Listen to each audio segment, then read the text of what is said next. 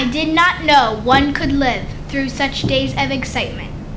I am happy James is home, but we have burned our ships. We are obliged to go on now.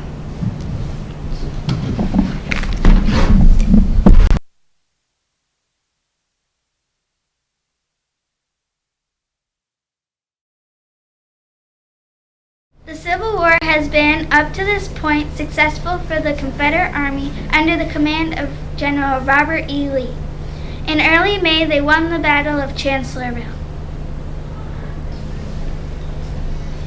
General Lee knew that his army, though larger and stronger than it had been, would not hold out against the better supplied Union troops.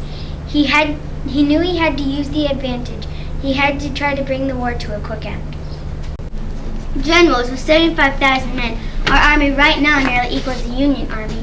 The Yankees are disorganized from the defeat of Chancellorsville. We have momentum. The time has come for a bold move, an invasion of the North. It's about time. Strike them in their very heart. We have the advantage when we fight our own territory. I don't much fancy fighting the enemy on his own turf. We'll be vastly outnumbered.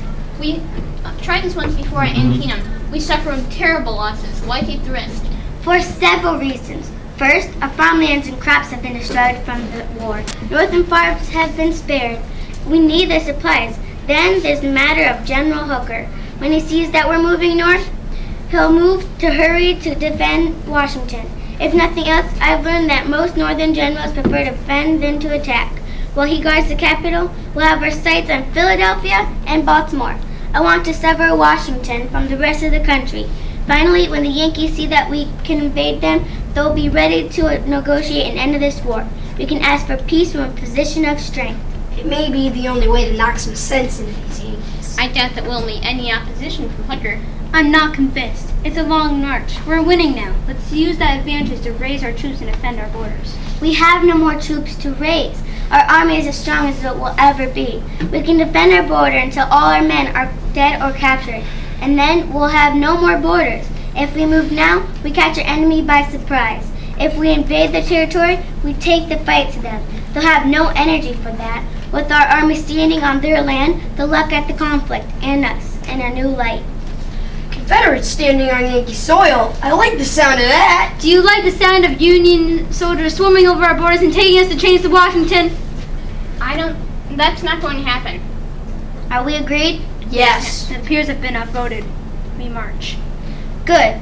General Stewart, I want you and the cavalry to engage the Union troops as much as possible. If you keep them busy, we'll be able to slip into Pennsylvania without notice. More importantly, I want you to find out how strong they are and where they are.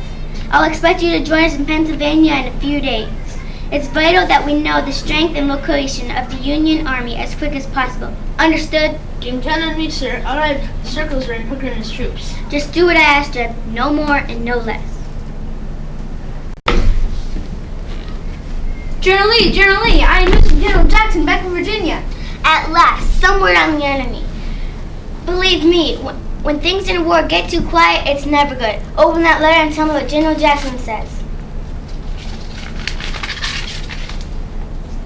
Word has reached Virginia that General Hooker has been replaced as commander of the Federal Army by General George Meade. Meade! I knew both Hooker and Meade at West Point. Meade is twice as smart and 3 times as tough. There's more, sir. The Yankees have left Virginia. They're moving north, sir. They're about 35 miles away from us. So now they're following us. That's Meade, all right. I'm surprised he was able to organize himself and his command that fast. No matter, he won't be ready to fight yet. We need to move faster. We need to keep the Yankees following us, not the other way around. Gather the generals. Tell them I want to continue the march into Pennsylvania at first light. Yes, sir! Meanwhile, the Confederate Army, exhausted from the march, was in need of rest and supplies. A patrol from General Ewell's Infantry Corps went into Gettysburg to see what it could scare up. At the same time, Major General John Buford, under orders to locate the Confederate soldiers and report back to Meade, was leading his men up Cemetery Hill outside of Gettysburg. The hill gave Buford a view of the countryside filled with gray uniforms. Upon learning that Meade was taking his army north as well, Lee decided to concentrate his entire force at the little town of Gettysburg, just over the Pennsylvania-Maryland border. Meade, however, had figured out Lee's plan and moved to cut off the Confederate army.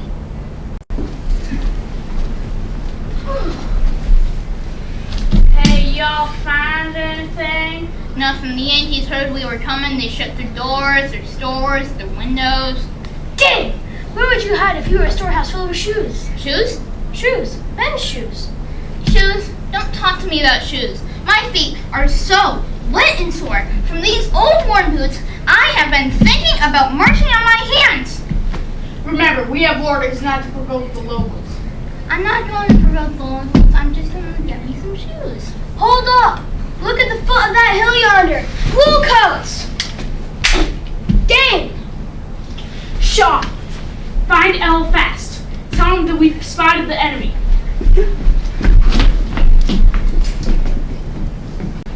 The Confederate patrol retreated. Buford stayed where he was and sent a message back to Meade.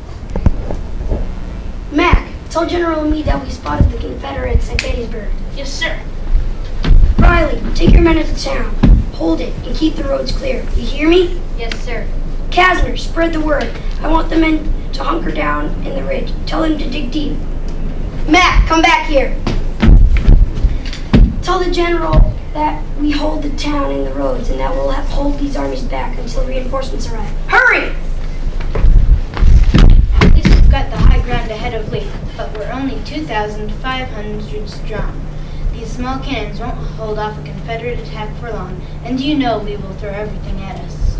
Reinforcements will arrive by morning. Besides, didn't 3,000 of us hold off 25,000 rebels in Virginia for 6 hours? We are on our own territory now. We have the advantage. Make sure the men are settled in and ready to fight. Confederate General George Pickett charged up Cemetery Ridge. Pickett and his men were to charge under the cover of Confederate cannons. The order to charge was delayed. The officer in charge of artillery twice urged Pickett to attack quickly or risk running out of cannon fire. Unwilling to give the order himself, Longstreet had passed the task to someone else. Pickett wanted to hear from Longstreet, who was his superior officer. When Longstreet refused to say anything, Pickett began the charge. It was successful at first, but then General Hill's Confederate advance brigades met General Howard's Union Cavalry Division in a field outside of Gettysburg. Although Hill once had an advance brigade, which is lightly armed and small in manpower, his men fought hard and held the line against Howard's Union troops. just as Hill's men were about to give out, General Elwell arrived with his troops to join the battle. With the reinforcements, the Confederates pushed the Union troops back across the field and away from the towns. Howard's men retreated to the hills outside Gettysburg: Cemetery Ridge, Cemetery Hill, and Culp's Hill. That night, General Howard reported on the day's battle to Meade.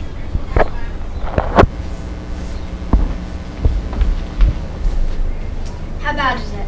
Our losses are greater than theirs, sir. Over 4,000 of our men were taken prisoner.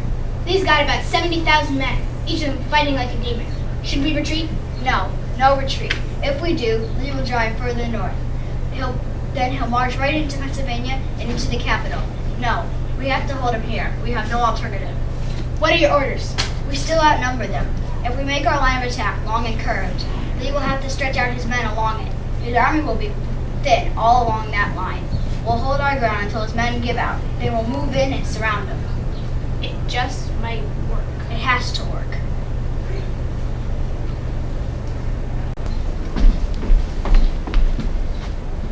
How bad is it? Our losses were greater than theirs, sir. Over 4,000 of our men were taken prisoner. These got about 70,000 men, each of them fighting like a demon. Should we retreat? No retreat. If we do, Lee will drive further north. Eventually, he'll march into Pennsylvania and into the capital. No, we have to hold him here. We have no alternative. What are your orders? We still outnumber them. If we make our line of attack long and curved, then Lee will have to stretch out his men along it. His army will be thin, all along that line. We'll hold our ground until his men give out, and then we'll move in and surround him. It just might work. It has to work. Tomorrow we attack both flanks of the Union line. General Longstreet, you'll attack the left flank, and at the same time, I will attack the right flank at Culp's Hill. I want the Union Army off the high ground and on the run. With all respect, sir, I suggest we go around them and attack from the rear. Stuart's not back yet. We still don't know where the Union troops are or how many there are. Without that information, we run the risk of being in an ambush if we circle them. We can't wait on Jeb Stuart. We have to take the chance now and attack me from the rear. It's the only way. I won't send my men in an ambush. Don't fight me on this. Not your enemy, sir. I'm with you all the way. The next day, Meade ordered his army to hold their horseshoe position around the Gettysburg Hills. His men were curved around Cemetery Ridge, Culp's Hill, Round Top, and Little Round Top. Lee deployed his troops in a long, thin line with Longstreet and Elwell at either ends and Hill in the center. Lee's army attacked the right and left flanks of the Union Army. The Confederate infantry searched for and attacked the weak spots in the middle of the Union line. Soon, smoke from the cannons on both sides clouded the battlefield. From their position, Meade and Howard watched the action. Longstreet is charging our left flank. I can't tell who's charging our right. There's Lee in the middle. We'll hold them. Look at that! They're charging right into our cannons with swords and rifles. They just keep coming, stepping over the bodies of their brothers. Keep firing. Hold the line. General, they're outgunned! They're getting massacred! Won't those rebels ever give up? If we hold the line, they will. Lee wants to win, but he's not crazy.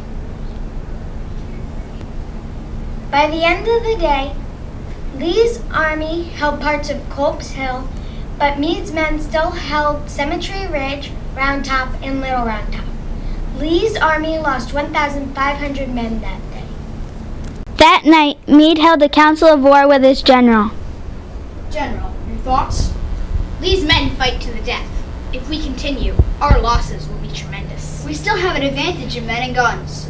If we hold, I don't think Lee has one more day of fight left in him. I disagree. We know from prior battles how determined Lee and his army are. He could pull his men back into the woods and hide there until reinforcements came. We could fight tomorrow, take heavy losses, and find ourselves right back here in a month or so. Why do you think Lee would charge into a line where he was so outnumbered? He thought he could push us back. No, if help were coming, Lee would have held his position. This is all he has. This is where it stops. If we pull back, he'll have the time he needs to regroup. There's no retreat. We fight tomorrow. It will be brutal. That's the nature of war. We didn't start this, but if we have the chance to finish it, then we have to do it. Where are they, Sarge? You're out there, Private. Don't you worry. It's almost noon. Aren't they ever going to attack? Maybe they changed their minds and went home. You're out there, in the woods, probably looking over our line and trying to find a place to focus their attack. If they wait, they think they may catch us off guard. Stay alert, men. Sarge, there, by that clump of trees. Prepare your weapons, men. What'd you see, Kasner? Straight ahead, a glint. Gunshot exploded from the woods. I'm hit! Sarge! Mac, are you all right? Sarge, look, it's the whole Red Army coming out of the woods. Pull back! Pull back! Mac, are you all right? Mac! Mac! We charge! 1, 2, 3, charge! Look out, cannons! We're being into a hole! You keep charging or I'll shoot you! But it's hopeless! If we retreat now, if we lose the battle, we'll lose the war. If we lose the war, we'll leave everything. He's right, Private. We gotta charge. The attack on July 3rd became known as Pickett's Charge, and while these men fought with incredible bravery, they marched into certain doom. They attacked the Union line head-on, a line that bombarded them with rifle and cannon fire. Pickett's men broke the first line of the Union defense, but when there weren't enough soldiers to follow them in, Meade's army turned and held. When Pickett finally ordered the retreat, 3 out of every 4 men on the Confederate side were lost, including Sergeant Powell and Privates Welty and Shaw. At his base, Lee ordered the retreat of the army back into Virginia. I want every wounded man who can't walk loaded on a wagon. Tell everyone to be ready. Meade knows how decimated we are. He'll no doubt follow us right back to Virginia.